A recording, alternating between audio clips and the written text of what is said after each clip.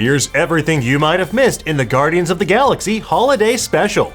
Folks, it's a Life Day miracle, or a Honda Day, or Toyota, I don't know. It's a holiday miracle. The Guardians of the Galaxy Holiday Special is here, and it's spreading Yuletide cheer, goodwill, and some pretty important changes for everyone's favorite band of a-holes. What a bunch of a-holes. James Gunn's riff on the Star Wars Holiday Special is his penultimate entry in the Marvel Cinematic Universe after becoming the co-CEO of DC Studios. And this seemingly light and breezy holiday special actually contains both Easter eggs and some pretty important exposition for Guardians of the Galaxy Volume 3. We're gonna break it all down for you in just a moment, but to do so we have to spoil what happens. So if you haven't seen it yet, well, leave now before it's too late. Kindly put down my elf and my candy cane and gum. I'm calling the police right now. Okay, let's get into it, shall we? In true Star Wars Holiday Special fashion, the Guardians Holiday Special has it all. Animated segments, musical numbers, a heartwarming story, and Mark Hamill. Well, maybe not Mark Hamill, but Atlanta actor Troy Beacham, who bears a striking resemblance to Mark Hamill. Besides, we all know that Luke Skywalker prefers green milk to whatever this dude is drinking. The special begins with Kraglin's rotoscoped Rashomon-style recollections of how Yondu ruined Christmas. When Yondu shouts "What in the name of Ogord," that is actually a reference to Sylvester Stallone's character from Guardians 2, the Ravager better known in the comics as Starhawk. The story then transitions to the Guardians in the present day on Nowhere. This mining colony built on the severed head of a dead Celestial first appeared in the mid-credit scene of Thor: The Dark World. In that scene, the Asgardians entrusted the Collector with keeping the Ether safe because we all know that was actually the Reality Stone. Now, apparently not only did the Collector survive being tortured by Thanos, but he decided to sell the entire space station to the Guardians in the aftermath of Endgame. The Guardians now use Nowhere as their new base of operations, and they're doing their darndest to gussy this place up just in time for the holidays.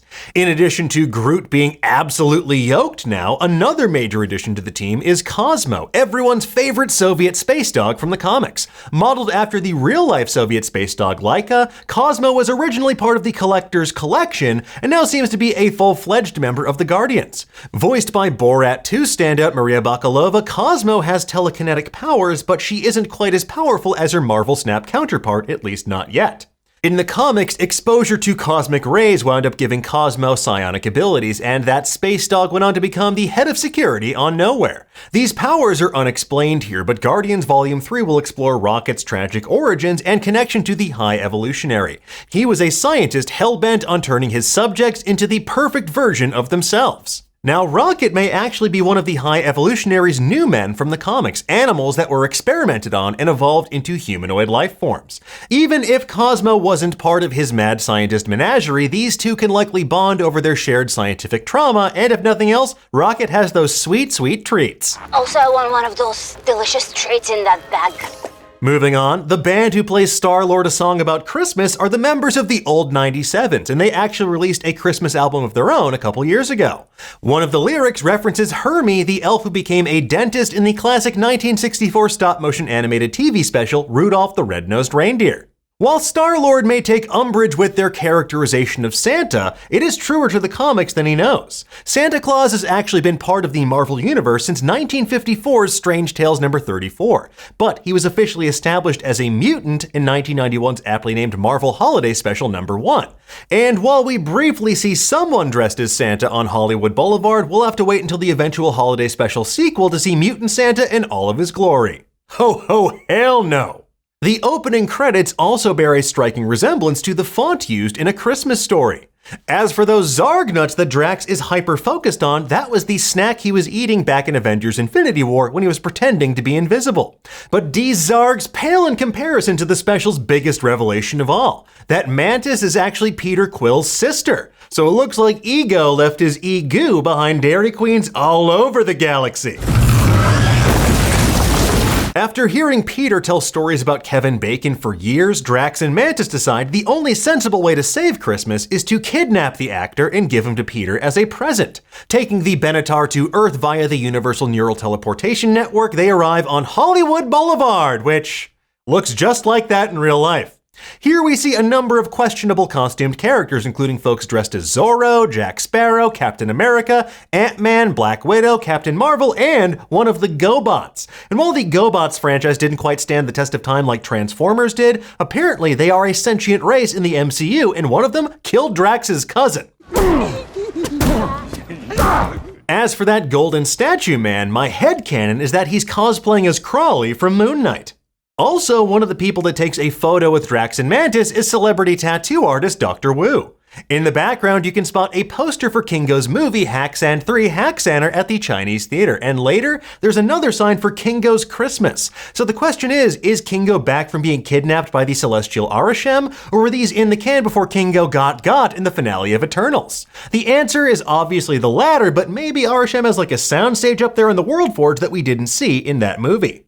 The bar that Drax and Mantis go to is named Yarvos, which is named for James Gunn's frequent collaborator, filmmaker David Yarovesky. He's helmed projects like Brightburn and The Hive. The bartender inside is Suicide Squad star Flula Borg, who played Javelin in Gunn's DC debut.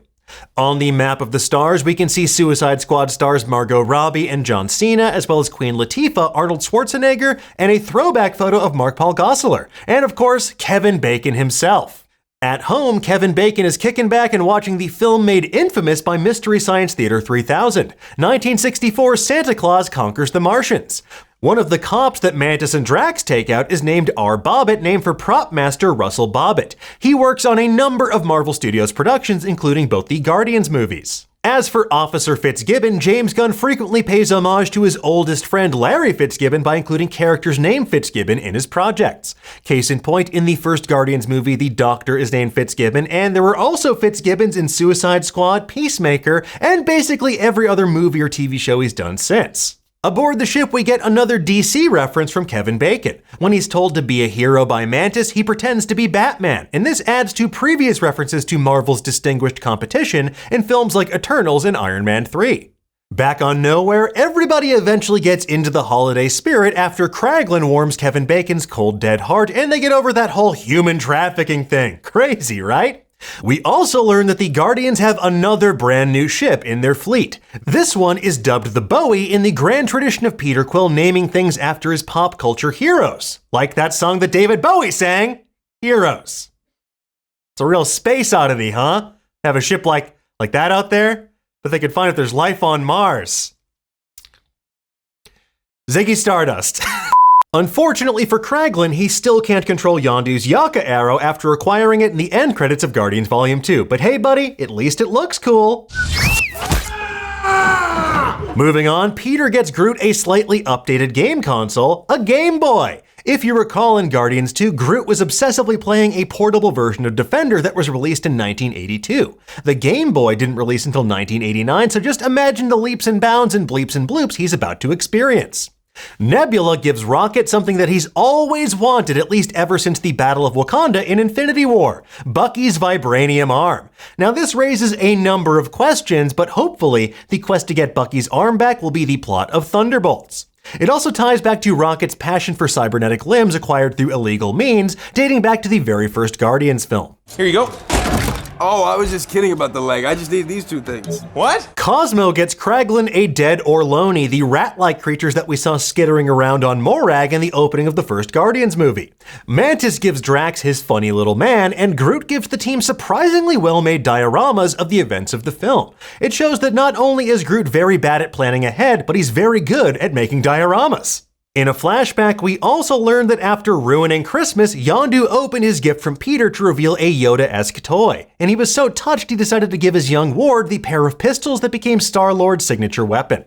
As for Star-Lord, the greatest gift of all is learning that he isn't as alone in this universe as he thought.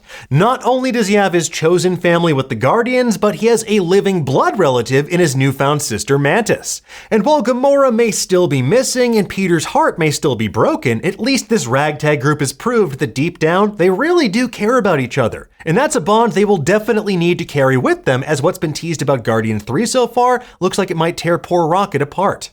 And last but not least, there's a cute post-credit scene where Cosmo and Rocket are decorating Groot like a literal Christmas tree. When Groot drops the ornaments, Cosmo claims that Groot ruined Christmas, which Rocket jokes is fodder for a sequel. But given James Gunn's imminent departure from the MCU, we'll see if that sequel ever actually happens. For now, it's just a nice, cute moment to end on. Anyway, folks, there you have it. That's everything we spotted and wanted to delve deeper into in the Guardians of the Galaxy Holiday Special. We love you, Kevin Bacon. Bye, Kevin Bacon. Bye, Kevin Bacon. Bye, Bacon. We love you, Kevin Bacon. We'll have even more deep dives into the future of the MCU for you in the days ahead, but for now, tell us, what did you think of the Holiday Special? Did you spot anything that we missed? Of course not. My friend is being an idiot. Let us know in the comments below, and for the latest and greatest in the world of pop culture, make sure you stay tuned to Nerdist.com.